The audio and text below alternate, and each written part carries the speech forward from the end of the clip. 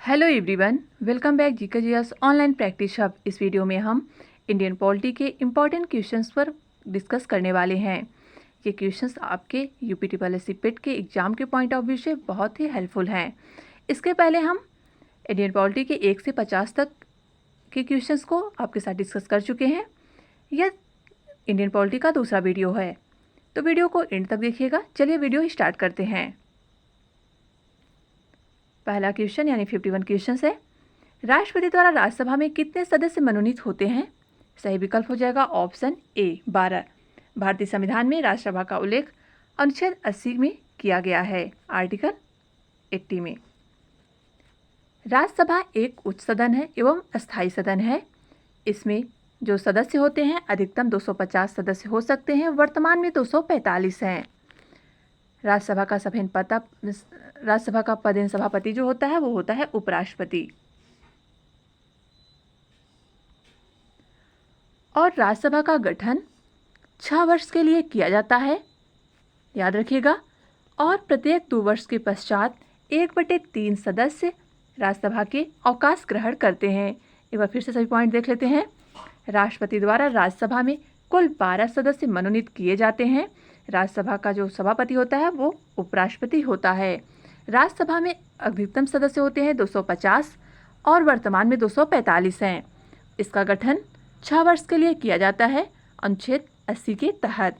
प्रत्येक 2 वर्ष के पश्चात इसमें 1/3 सदस्य अवकाश ग्रहण करते हैं। राज्यसभा एक अस्थायी सदन है, इसलिए इसे भंग नहीं किया जा सकता। उम्मीद है आपको सारे फैक्ट समझ में आए होंगे। चलते हैं नेक्स्ट क्वेश्चन पर। अगला क्वेश्चन है, भारतीय संविधान द्वारा उपलब्ध किए गए मूलभूत अधिकारों का मुख्य उद्देश्य क्या है? भारतीय संविधान द्वारा जो भी मूलभूत अधिकारों का उपलब्ध है उसका उद्देश्य है नागरिकों के व्यक्तित्व का सर्वांगीण विकास करना। ऑप्शन डी सही विकल्प है। नेक्स्ट क्वेश्चन, राष्ट्रीय गीत के रचयिता कौन है? सही विकल्प हो जाएगा ऑप्शन ए बंकिम चंद्र चटर्जी। वंदे मातरम जो कि हमारा राष्ट्रीय गीत है, इसके रचयिता हैं बंकिम चंद्र चटर्जी। इन्होंने इसकी रचना आनंद मठ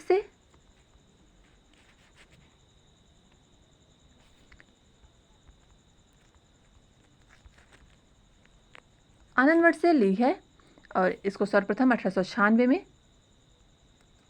कांग्रेस के अधिवेशन में गाया गया था। याद रखिएगा, सर्वप्रथम 1896 में कांग्रेस के अधिवेशन में राष्ट्रीय गीत को गाया गया था और ये आनंद मठ से इसको लिया गया है और जिसके रचयिता हैं बंकिम चंद्र चटर्जी। नेक्स्ट क्वेश्चन, राज्यसभा में होने वाली सभाओं की अध्यक्षता कौन करता है? सही विकल्प है ऑप्शन ए उपराष्ट्रपति, क्योंकि उपराष्ट्रपति ही राज्यसभा का पदेन सभापति होता है। नेक्स्ट क्वेश्चन, किस देश के संविधान से मौलिक कर्तव्यों को लिया गया है? सही विकल्प है ऑप्शन डी यूएसएसआर यानी सोवियत संघ रूस से भारतीय संविधान में मौलिक कर्तव्यों को लिया गया है। भारतीय संविधान में कुल मौलिक कर्तव्यों की संख्या 11 है, जिनका उल्लेख भारतीय संविधान के अनुच्छेद 51 ए में है। नेक्स्ट क्वेश्चन, नागरिकता से संबंधित प्रावधान संविधान के किस भाग में है? सही विकल्प हो जाएगा ऑप्शन सी दूसरे भाग में। भारतीय संविधान के दूसरे भाग में नागरिकता से संबंधित प्रावधान है। 5 अनुच्छेद 5 से लेकर 11 तक नागरिकता का उल्लेख किया गया है भारतीय संविधान में। ऑप्शन सी सही विकल्प था। नेक्स्ट क्वेश्चन, भारतीय संविधान में राष्ट्रीय गान को कब अपनाया गया? सही विकल्प हो जाएगा ऑप्शन बी 24 जनवरी 1950 को राष्ट्रीय गान को अपनाया गया है। राष्ट्रीय गान के रचयिता हैं रविन्द्रनाथ टैगोर जी। नेक्स्ट क्वेश्चन, भारतीय संविधान का निर्माण निम्नलिखित में से किसके प्रस्ताव पर हुआ था? सही विकल्प है ऑप्शन ए कैबिनेट मिशन की संस्तुति यानी सुझाव पर भारतीय संविधान का निर्माण हुआ था। नेक्स्ट क्वेश्चन 59 नंबर क्वेश्चन है, भारतीय संविधान सभा द्वारा कब अंगीकृत किया गया?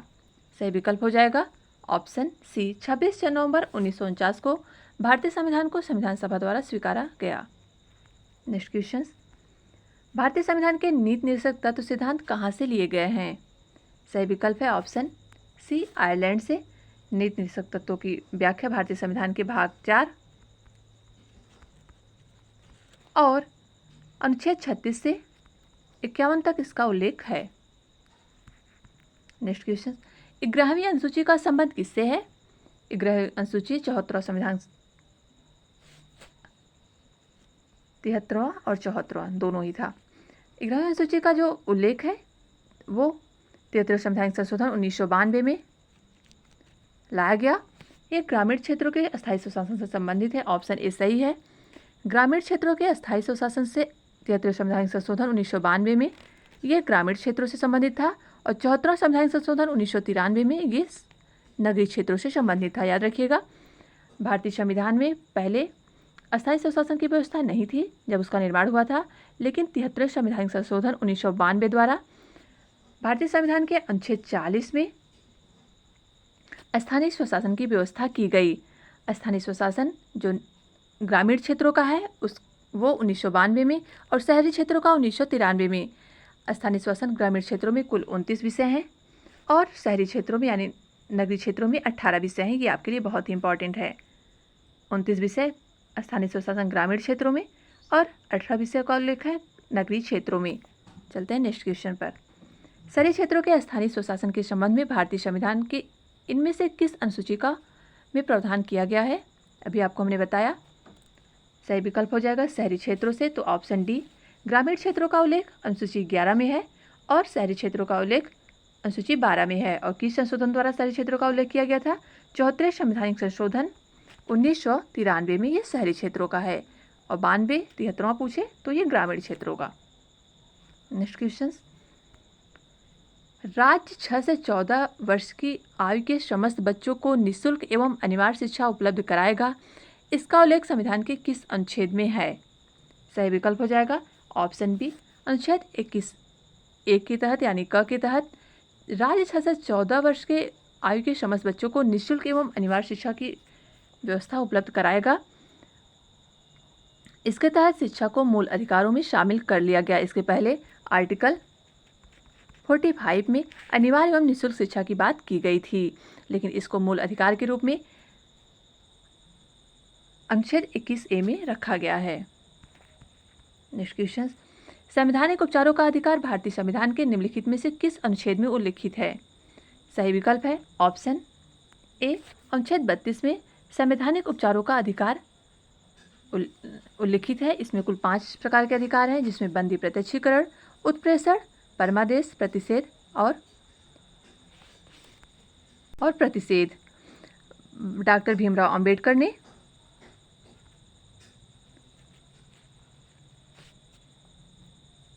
संवैधानिक उपचारों के अधिकार को भारतीय संविधान की आत्मा कहा है। याद रखिएगा, डॉक्टर भीमराव अंबेडकर ने संवैधानिक उपचारों के अधिकार को ही संविधान के हृदय और आत्मा कहा है।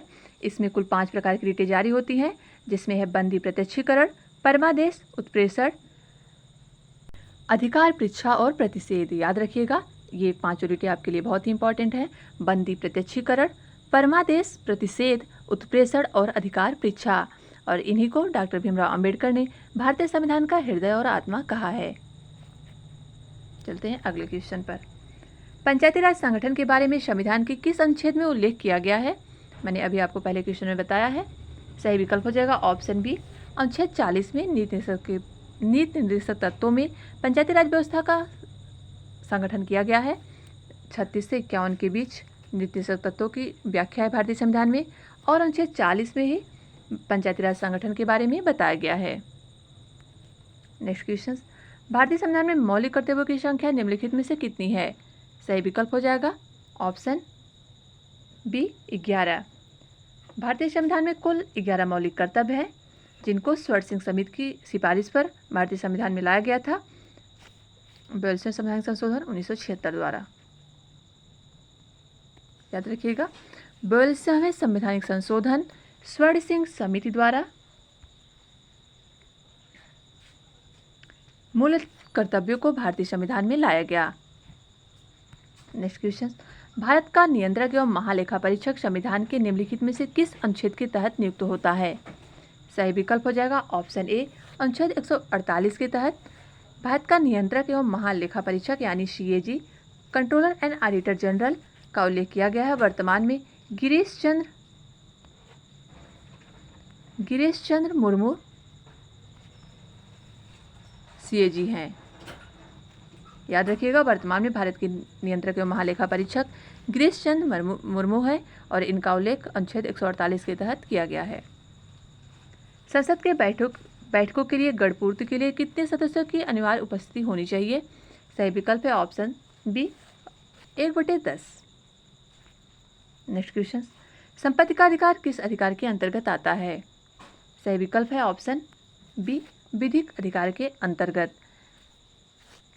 44वें संवैधानिक संशोधन 1978 द्वारा संपत्ति के अधिकार को एक कानूनी अधिकार बना दिया गया। इसके पहले यह मूल अधिकार था, लेकिन 44वें संवैधानिक संशोधन 1978 में इसे एक कानूनी अधिकार के रूप में बना दिया गया। चलते हैं नेक्स्ट क्वेश्चन पर। किस अधिनियम के अंतर्गत भारतीय विधान परिषद को बजट पर बहस करने की शक्ति प्राप्त हुई? सही विकल्प है ऑप्शन बी भारतीय परिषद अधिनियम 1892 के तहत भारतीय विधान परिषद को बजट पर बहस करने की शक्ति प्राप्त हुई है। इनमें से किस अधिनियम में कलकत्ता में सर्वोच्च न्यायालय की स्थापना का प्रावधान किया गया था? सही विकल्प है ऑप्शन ए रेगुलेटिंग एक्ट 1773 द्वारा कलकत्ता में सर्वोच्च न्यायालय स्थापना का प्रावधान किया गया है। याद रखिएगा। नेक्स्ट क्वेश्चन, निम्न में से किस अधिनियम द्वारा भारत में संघीय न्यायालय की स्थापना की गई थी? सही विकल्प है ऑप्शन डी उपयुक्त में से कोई नहीं, क्योंकि 1973 रेगुलेटिंग एक्ट के तहत भारतीय संविधान में मतलब भारत में संघीय न्यायालय की स्थापना यानी सुप्रीम कोर्ट की स्थापना की गई थी 1973 रेगुलेटिंग एक्ट के द्वारा। इस प्रकार हमारा डी ऑप्शन सही होगा, क्योंकि इसमें सारे ऑप्शन नहीं दिए हैं। नेक्स्ट क्वेश्चन, केंद्र में द्वैत शासन निम्नलिखित में से किस अधिनियम के अंतर्गत स्थापित किया गया था? सही विकल्प है ऑप्शन सी भारतीय सरकार अधिनियम 1935 के तहत केंद्र में द्वैत शासन की स्थापना की गई थी। सही विकल्प ऑप्शन सी। नेक्स्ट क्वेश्चन, भारतीय विधान पालिका प्रथम बार द्विसदनी किसके द्वारा बनाई गई? सही विकल्प हो जाएगा ऑप्शन सी 1919 के भारत सरकार अधिनियम द्वारा भारतीय विधान पालिका को प्रथम बार द्विसदनी व्यवस्था बनाई गई और 1935 में इसे समाप्त कर केंद्र में द्विसदन की व्यवस्था कर दी गई थी। नेक्स्ट क्वेश्चन, केंद्र में निम्नलिखित में से कौन सा एक्ट द्विसदनी विधायिका लाया था? सही विकल्प हो जाएगा ऑप्शन सी 1919 का एक्ट। नेक्स्ट क्वेश्चन, राष्ट्रपति की अध्यादेश निर्गत करने की शक्ति निम्नलिखित में से कौन प्रेरित करती है? सही विकल्प हो जाएगा ऑप्शन बी भारत सरकार अधिनियम 1935। 1935 का अधिनियम ही भारतीय संविधान का सबसे बड़ा स्रोत है। इसमें लगभग 200 आर्टिकल भारतीय सरकार के अधिनियम 1935 के द्वारा ही लिए गए हैं। नेक्स्ट क्वेश्चन, निम्नलिखित में से किस अधिनियम ने भारतवासियों को अपने देश के प्रशासन में कुछ हिस्सा लेना संभव बताया था? सही विकल्प हो जाएगा ऑप्शन ए चार्टर एक्ट 1833 के तहत भारतवासियों को अपने देश में प्रशासन में कुछ हिस्सा लेना संभव बनाया गया था। नेक्स्ट क्वेश्चन, 1935 के अधिनियम के द्वारा स्थापित संघ में अवशेष शक्तियां निम्नलिखित में से किसको दी गई हैं? सही विकल्प है ऑप्शन सी गवर्नर जनरल को। 1935 अधिनियम के द्वारा संघ में अवशेष शक्तियां गवर्नर जनरल को प्रदान की गई थी, लेकिन वर्तमान में भारतीय संविधान में जो अवशेष शक्तियां हैं वो राष्ट्रपति को प्राप्त हैं। नेक्स्ट क्वेश्चन, भारतीय संविधान का गठन किस योजना के अंतर्गत किया गया था? सही विकल्प ऑप्शन सी कैबिनेट मिशन योजना 1946 के अंतर्गत भारतीय संविधान का निर्माण किया गया। नेक्स्ट क्वेश्चन, 1946 में निर्मित अंतरिम सरकार में कार्यपालिका परिषद के उपसभापति कौन थे? सही विकल्प हो जाएगा ऑप्शन ए जवाहरलाल नेहरू। अंतरिम सरकार में कार्यपालिका परिषद के उपसभापति थे जवाहरलाल नेहरू। नेक्स्ट क्वेश्चन, संविधान सभा में सदस्यों का चुनाव किसके द्वारा हुआ था? सही विकल्प है ऑप्शन डी प्रांतीय सभाओं द्वारा। नेक्स्ट क्वेश्चन, भारतीय संविधान सभा की स्थापना कब की गई थी? सही विकल्प है ऑप्शन बी 9 दिसंबर 1946 को भारतीय संविधान सभा की पहली बैठक हुई थी। किसकी अध्यक्षता में? सच्चिदानंद सिन्हा की अध्यक्षता में।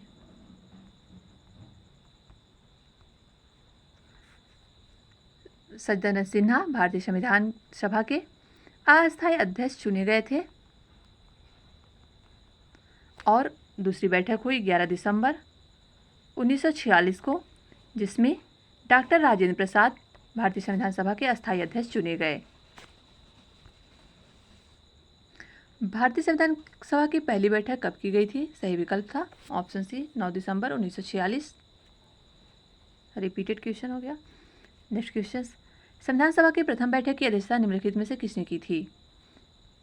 सही विकल्प हो जाएगा ऑप्शन सी डॉक्टर सज्जानंद सिन्हा ने, जो 9 दिसंबर 1946 को बैठक हुई थी, उसकी अध्यक्षता सज्जानंद सिन्हा ने किए थे। यह अस्थायी अध्यक्ष थे। और दूसरी बैठक जब 11 दिसंबर को हुई तो उसकी अध्यक्षता किए थे डॉक्टर राजेंद्र प्रसाद, वो भारतीय संविधान सभा के अस्थायी अध्यक्ष चुने गए थे। नेक्स्ट क्वेश्चन, संविधान सभा के सम्मुख संविधान की प्रस्तावना का प्रस्ताव किसने रखा? सही विकल्प है ऑप्शन ए जवाहरलाल नेहरू ने उद्देशिका यानी प्रस्तावना को प्रस्तुत किया था। नेक्स्ट क्वेश्चन, भारतीय संविधान को बनाने हेतु भारतीय संविधान सभा के निम्नलिखित में से कुल कितने अधिवेशन हुए? सही विकल्प हो जाएगा ऑप्शन सी 12। इंपॉर्टेंट क्वेश्चन है। भारतीय संविधान को बनाने हेतु भारतीय संविधान सभा के कुल 12 अधिवेशन हुए थे। नेक्स्ट क्वेश्चन, भारत के संविधान के निर्माण में संविधान सभा के निम्नलिखित में से कितना समय लगा था? सही आंसर है ऑप्शन ए 2 वर्ष 11 माह 18 दिन भारतीय संविधान के निर्माण में कुल समय लगा था। लगभग 64 लाख रुपए उस टाइम के अकॉर्डिंग खर्च हुए थे। डॉक्टर भीमराव अंबेडकर की अध्यक्षता में संविधान सभा की प्रारूप समिति निम्नलिखित में से कितने सदस्य थे? सही विकल्प हो जाएगा ऑप्शन बी यानी 6 सदस्य थे। भारत की संविधान सभा ने राष्ट्रीय ध्वज को सर्वप्रथम निम्नलिखित में से कब स्वीकार किया था? सही विकल्प है ऑप्शन ए 22 जुलाई 1947 को राष्ट्रीय ध्वज को स्वीकार किया गया। भारतीय संविधान को पूर्ण रूप से बनकर कब तैयार हुआ? सही विकल्प है ऑप्शन बी 26 नवंबर 1949 को भारतीय संविधान पूर्ण रूप से बनकर तैयार हो गया था। भारतीय संविधान कब लागू हुआ? सही विकल्प है ऑप्शन ए 26 जनवरी 1950 को। इसीलिए उस दिन गणतंत्र मनाया जाता है, गणतंत्र दिवस 26 जनवरी को। नेक्स्ट क्वेश्चन, भारतीय संविधान को निम्नलिखित में से किसके द्वारा अपनाया गया था? सही विकल्प है ऑप्शन ए संवैधानिक सभा द्वारा भारतीय संविधान को अपनाया गया और 26 जनवरी 1950 को लागू कर दिया गया। ये भी आपके लिए बहुत ही इंपॉर्टेंट क्वेश्चन है। भीमराव अंबेडकर का संविधान सभा में निर्वाचन कहाँ से हुआ था? सही विकल्प है ऑप्शन ए बम्बई प्रेसिडेंसी से भीमराव अंबेडकर का निर्वाचन हुआ था। Next question, doctor Bhimrao Ambedkar का जन्म और मृत्यु कब हुआ? सही विकल्प हो जाएगा ऑप्शन बी 1891 में मध्य प्रदेश में डॉक्टर भीमराव अंबेडकर जी का जन्म हुआ था। 1956 में इनकी मृत्यु हुई। नेक्स्ट, किस वर्ष जनगण मन को भारत के राष्ट्रगान के रूप में अपनाया गया? सही विकल्प है ऑप्शन सी 26 नवंबर 1950 को जनगण मन को अपनाया गया। ये अपना राष्ट्रगान है। नेक्स्ट क्वेश्चन, भारत शासन द्वारा राजकीय चिन्ह कब अंगीकृत यानी अडॉप्ट किया गया था? सही विकल्प है 26 जनवरी 1950 को। नेक्स्ट क्वेश्चन, किसने कहा संविधान सभा कांग्रेस थी और कांग्रेस भारत था? सही विकल्प है ऑस्टिन। याद रखिएगा स्टेटमेंट। नेक्स्ट क्वेश्चन, भारतीय राजनीतिक व्यवस्था में इनमें से कौन सर्वोच्च है? सही विकल्प है ऑप्शन बी संविधान। भारत का संविधान सबसे सर्वोच्च है। भारत में न्यायिक पुनरीक्षण की संकल्पना किस देश से यानी किस देश के संविधान से ली गई है? न्यायिक पुनरीक्षण यानी जुडिशियल रिव्यू की जो संकल्पना है वो यूएसए यानी यूनाइटेड स्टेट अमेरिका से ली गई है। भारत की संघात्मक व्यवस्था निम्नलिखित में से किस देश से संबंधित है? सही विकल्प हो जाएगा ऑप्शन ए कनाडा से भारत की संघात्मक व्यवस्था ली गई है। ये कंप्लीट होते हैं हमारे टोटल 100 क्वेश्चंस आपको कैसे लगे कमेंट बॉक्स में ज़रूर बताएं। अगर अभी तक आपने हमारा पहले वाला वीडियो नहीं देखा है तो डिस्क्रिप्शन में हमने लिंक रखा है जो आप जाकर देख सकते हैं। और वीडियो देखने के लिए आपका धन्यवाद।